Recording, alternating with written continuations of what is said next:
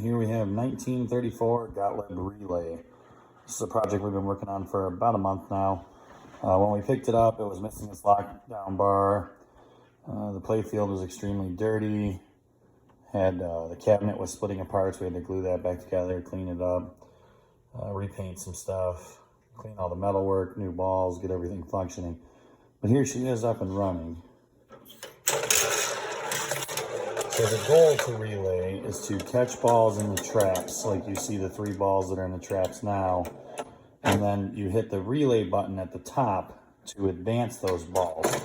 Now the interesting thing is anything that's in the traps at the end of the game stay in the traps for the next game. They do not reset until you activate the relay button up at the top. I'm going to try to hit that here for you guys so you can see how it works. At the end of this video, I'll post some pictures of what it looked like when we got it.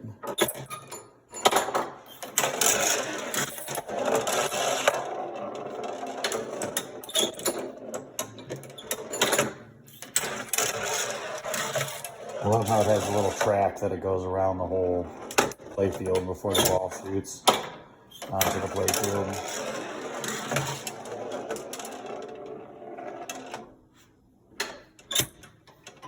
Looks like that's our 10th ball, and we got it stuck there. I'm going to drop a ball into the relay hole by hand so you guys can see how that functions. So if you see, all these balls advanced to the next score. All right, this is Gottlieb Relay, and thanks for watching.